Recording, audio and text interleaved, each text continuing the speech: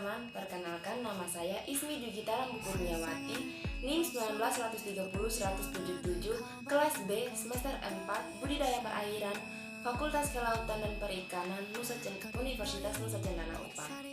Dalam video kali ini, untuk memenuhi tugas genetika dan pemulihan ikan, saya akan menjelaskan tentang rekayasa transgenik pada ikan, berdasarkan beberapa jurnal atau sumber yang saya ambil. Untuk itu, selamat menonton. Pengertian transgenik. Transgenik atau teknologi DNA rekombinan (rDNA) merupakan rekayasa genetika yang memungkinkan kombinasi ulang atau rekombinasi atau penggabungan ulang dari gen sumber yang berbeda secara in vitro. Transgenik adalah suatu produk bioteknologi melalui teknik rekayasa genetika. Pemindahan materi genetika atau gen dari suatu organisme untuk dikombinasikan ke dalam materi genetika organisme lainnya bertujuan agar gen yang dipindahkan akan diekspresikan oleh organisme yang menerima gen tersebut. Dengan kata lain, pada akhir proses akan dihasilkan suatu individu yang secara genetika telah berubah gennya karena membawa gen asing. Organisme inilah yang disebut organisme transgenik atau sering disebut pula genetically modified organism atau GMO. Selanjutnya, manfaat transgenik. Penggunaan teknologi transgenik dalam bidang perikanan, khususnya budidaya perikanan, ditujukan untuk peningkatan kualitas ikan budidaya. Selain itu, transgenik dilakukan untuk mendapatkan sifat yang diinginkan dan peningkatan produksi. Aplikasi transgenik termasuk ke dalam rekayasa genetika yang dilakukan dalam lingkungan aquaculture, sengaja dilakukan untuk meningkatkan kualitas ikan yang berkelanjutan untuk menunjang keberhasilan dalam produktivitas aquaculture. Adapun manfaat yang didapatkan dalam penerapan aplikasi transgenik yaitu: pertama, peningkatan pertumbuhan. Dengan menggunakan teknik transgenik dapat meningkatkan laju pertumbuhan pada ikan. Pemanfaatan teknik ini dalam peningkatan laju pertumbuhan menunjukkan bahwa kecepatan tumbuh pada salmon dewasa dapat mencapai 3-5 kali lebih tinggi dibandingkan dengan kontrol non-transgenik. Keuntungan secara ekonomi dari rekayasa seperti ini sangat menjanjikan, dan dibandingkan dengan pemijahan selektif, waktu yang dibutuhkan untuk mencapai hasil yang sama relatif lebih cepat dan lebih signifikan yang dapat mengurangi biaya produksi dalam budidaya. Kedua, peningkatan terhadap daya tahan suhu dingin. Temperatur air yang dingin dapat menyebabkan ikan stres. Tetapi ada beberapa spesies ikan yang dapat hidup pada temperatur air 0-1 derajat Celcius. Masalah ini merupakan masalah yang utama dalam aquaculture di daerah temperatur di mana pada musim dingin semua stok ikan dapat mati. Namun ada beberapa spesies ikan laut yang memiliki kadar serum anti beku yang tinggi, sekitar 1025 mg per mililiter atau glycoprotein atau AFGP yang efektif yang dapat menurunkan suhu beku dengan cara mencegah pembekuan kristal es.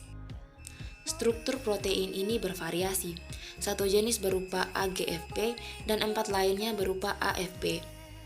Pengembangan ikan yang membawa gen ini menguntungkan bagi aquaculture di negara-negara di mana suhu pada musim dingin sering merupakan batas limit fisiologi ikan. Sehingga dapat dibilang dengan adanya teknologi transgenik dapat membuat ikan dapat bertahan lama di suhu yang relatif rendah atau di batas limit fisiologi ikan. Manfaat yang ketiga yaitu peningkatan ikan terhadap daya tahan patogen, di mana untuk menghindari ikan budidaya dari serangan virus dan bakteri patogen, saat ini dapat menggunakan vaksin DNA dan agen antimikrobial. Nah, vaksin DNA dilakukan dengan menginjeksikan DNA yang mengkodekan antigen atau biasanya membran luar dari bakteri atau protein kapsid dari virus, sehingga protein diekspresikan in vivo dan merangsang produksi antibodi. Dengan metode transgenik yang membawa gen lisosim yang dikontrol oleh Ocean Pod AFP promoter, konsentrasinya mirip dengan level yang membuat ikan salmonid resisten, sehingga diperkirakan ikan transgenik yang membawa gen ini dapat meningkatkan kemampuan melawan berbagai jenis mikroba. Adapun metode penerapan yaitu yang pertama, identifikasi minat gen, kedua, isolasi gen yang diinginkan, ketiga, memperkuat gen untuk menghasilkan banyak salinan, keempat, mengasosiasikan gen dengan promotor yang sesuai dan urutan dan penyisipan poli A plasmid, kelima, mengalihkan plasmid dalam bakteri dan memulihkan konstruksi cloning untuk injeksi, keenam, pemindahan konstruksi ke dalam jaringan penerima, biasanya telur yang dibuahi. Ketujuh, integrasi gen ke dalam genom penerima. Dan yang kedelapan adalah ekspresi gen dalam genom penerima, pewaris gen melalui generasi selanjutnya. Adapun metode-metode yang telah berhasil diterapkan dalam teknologi transfer gen antara lain yaitu yang pertama, mikroinjeksi.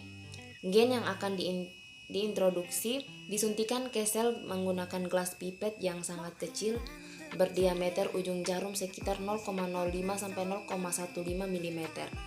Pekerjaan ini dilakukan di bawah mikroskop dengan bantuan sebuah mikromanipulator pengatur gerak jarum suntik dan volume larutan DNA yang akan disuntikan. Namun pengaplikasiannya pada penyuntikan telur ikan sedikit mengalami kesulitan karena ukuran inti telur ikan yang sangat kecil dan sulit untuk mengidentifikasi dan juga memiliki ukuran volume sitoplasma yang besar. Lalu, korion telur keras dan sulit ditembus oleh mikropipet. Untuk mengatasi masalah tersebut, maka beberapa peneliti menemukan cara yaitu dengan menyuntikkan gen ke dalam inti telur yang belum matang lalu telur tersebut diinkubasi secara in vitro. Oleh karena itu, peneliti lain membuat ikan transgenik dengan cara menyuntikkan gen dengan jumlah kopi yang banyak ke sitoplasma telur yang telah dibuahi sebagai alternatif penyuntikan ke inti telur. Metode kedua adalah elektroforasi. Metode elektroforesis adalah metode yang membuat repairable holes pada membran sel dengan bantuan aliran listrik yang bergetar. Sel tersebut disubstansikan dalam larutan DNA dan larutan ini dapat masuk ke sel melalui lubang yang telah dibentuk. Pada penelitian pada tahun 1992 memproduksi ikan transgenik channel catfish dan crab dengan melakukan elektroforesis menggunakan telur yang telah dibuahi. Dalam beberapa kasus, tingkat kelangsungan hidup dan transformasi yang didapat dengan metode ini tidak setinggi dengan hasil yang didapat dengan teknik mikroinjeksi. Nah, keberhasilan metode ini pertama kali dilakukan oleh Koch pada tahun 1992, yaitu keberhasilan dalam menggunakan sperma ikan zebrafish melalui pembuahan secara in vitro. Metode yang ketiga adalah metode alternatif atau transveksi, yaitu metode transfer gen yang bertujuan untuk pengujian aktivitas promoter, salah satunya dengan metode transveksi ke sel kultur. Pada metode ini, yang diperlukan adalah telur yang baru keluar dan sebelum terjadi pembelahan pertama sel. Sebagaimana metode transfer gen yang lain, transveksi ini juga diawali dengan isolasi plasmid konstruksi gen. Teknik perlakuan metode tersebut pada umumnya mengacu pada protokol yang telah diuraikan pada bahan larutan transveksi jet PEI atau Polyplus Transfection yang telah umumnya digunakan. Metode transveksi lebih cocok digunakan untuk ikan yang mempunyai ukuran telur kecil, korion tipis, dan daya tetes tinggi seperti halnya udang.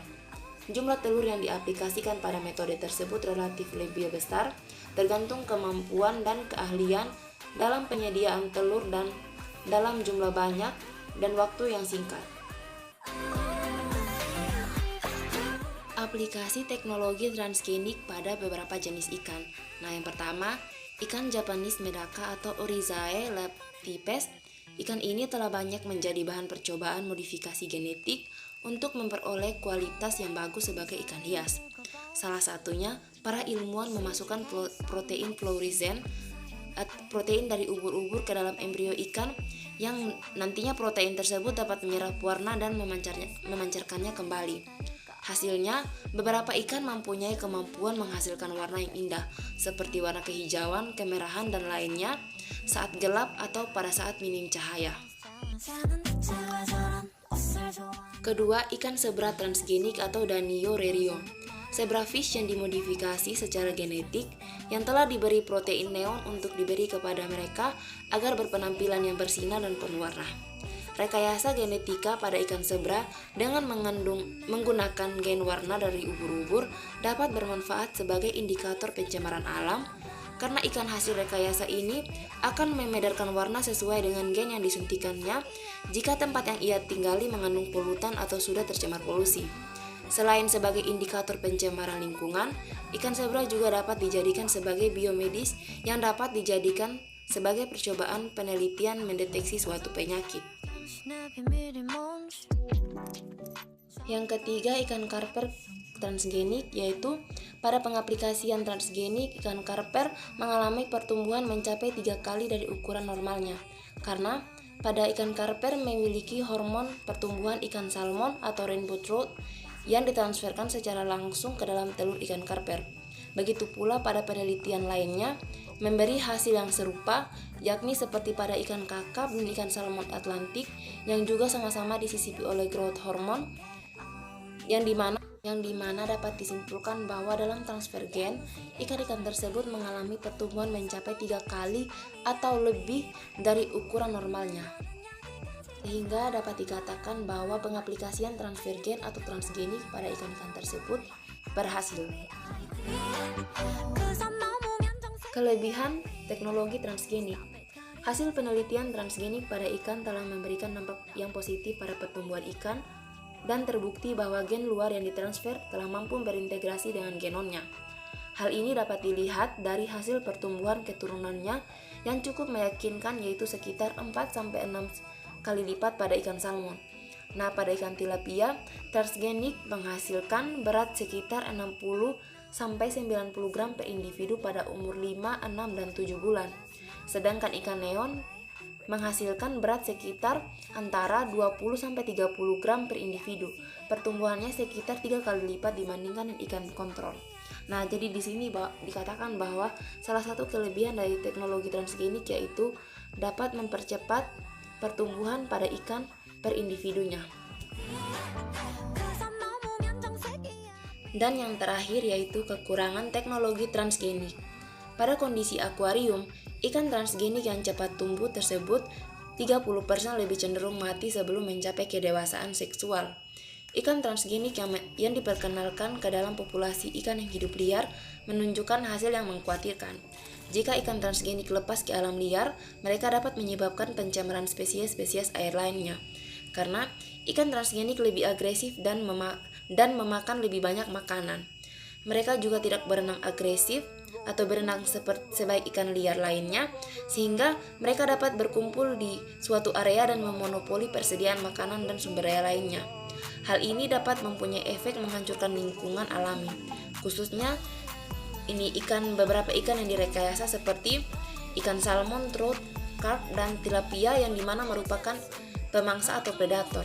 Nah, di sini dapat disimpulkan bahwa beberapa kekurangan dari teknologi transgenik yaitu ikan yang di transgenik yaitu cenderung cepat mati sebelum mencapai kedewasaan seksual dan dapat mencemari lingkungan alam atau menghancurkan lingkungan alaminya karena terkadang memonopoli persediaan makanan dan sumber daya lainnya.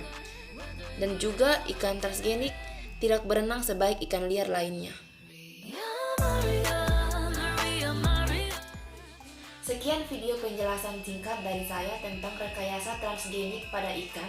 Semoga bermanfaat dan mohon maaf jika ada salah kata. Semoga bermanfaat dan sampai jumpa.